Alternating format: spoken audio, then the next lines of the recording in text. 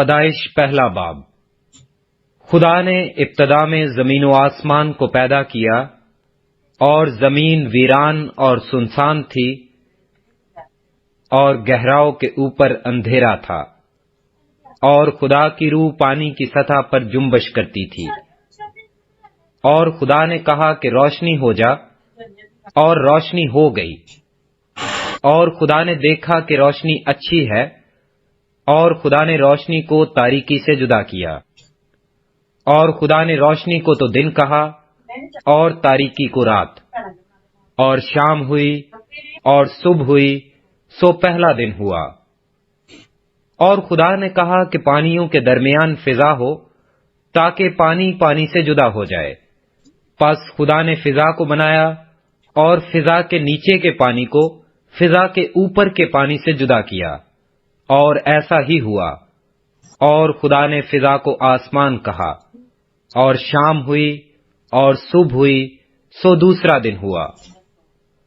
اور خدا نے کہا کہ آسمان کے نیچے کا پانی ایک جگہ جمع ہو کہ خشکی نظر آئے، اور ایسا ہی ہوا۔ اور خدا نے خشکی کو زمین کہا، اور جو پانی جمع ہو گیا تھا اس کو سمندر۔ اور خدا نے دیکھا کہ اچھا ہے۔ اور خدا نے کہا کہ زمین گھاس اور بیجدار بوٹیوں کو اور پھلدار درختوں کو جو اپنی اپنی جنس کے موافق پھلیں اور جو زمین پر اپنے آپ ہی میں بیج رکھیں اگائے، اور ایسا ہی ہوا۔ تب زمین نے گھاس اور بوٹیوں کو جو اپنی اپنی جنس کے موافق بیج رکھیں اور پھلدار درختوں کو جن کے بیج ان کی جنس کے موافق ان میں ہیں اگایا، اور خدا نے دیکھا کہ اچھا ہے۔ اور شام ہوئی اور صبح ہوئی، سو تیسرا دن ہوا۔ اور خدا نے کہا کہ فلک پر نیر ہوں کہ دن کو رات سے الگ کریں، اور وہ نشانوں اور زمانوں اور دنوں اور برسوں کے امتیاز کے لیے ہوں، اور وہ فلک پر انوار کے لیے ہوں کہ زمین پر روشنی ڈالیں، اور ایسا ہی ہوا۔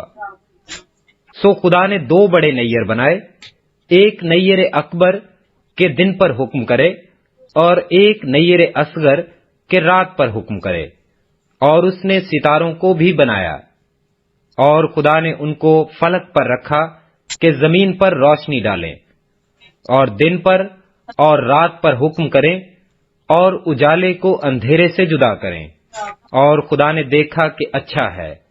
اور شام ہوئی اور صبح ہوئی، سو چوتھا دن ہوا۔ اور خدا نے کہا کہ پانی جانداروں کو کثرت سے پیدا کرے، اور پرندے زمین کے اوپر فضا میں اڑیں۔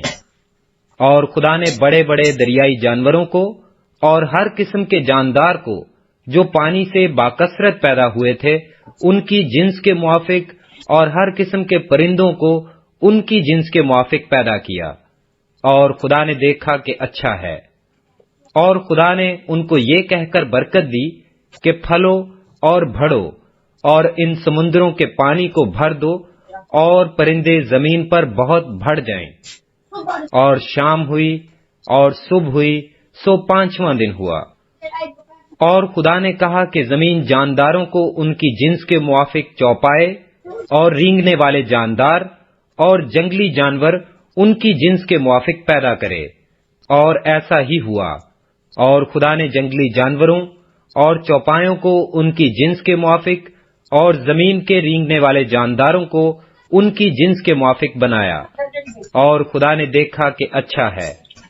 پھر خدا نے کہا کہ ہم انسان کو اپنی صورت پر اپنی شبیہ کی مانند بنائیں، اور وہ سمندر کی مچھلیوں اور آسمان کے پرندوں اور چوپایوں اور تمام زمین اور سب جانداروں پر جو زمین پر رینگتے ہیں اختیار رکھیں۔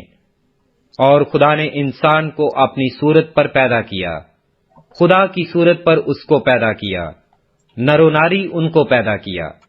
اور خدا نے ان کو برکت دی اور کہا کہ پھلو اور بڑھو، اور زمین کو معمور و محکوم کرو، اور سمندر کی مچھلیوں اور ہوا کے پرندوں اور کل جانوروں پر جو زمین پر چلتے ہیں اختیار رکھو۔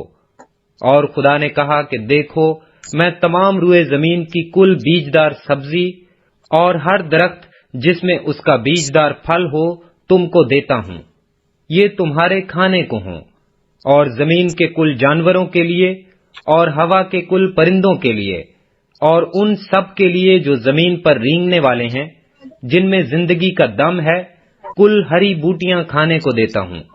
اور ایسا ہی ہوا۔